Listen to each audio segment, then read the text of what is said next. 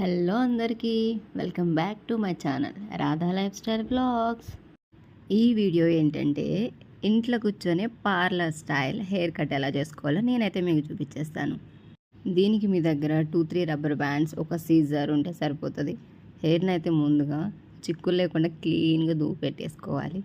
ఎందుకంటే చిక్కులు ఉందనుకోండి ఎగుడు దిగుడు వచ్చేస్తుంది హెయిర్ అంతా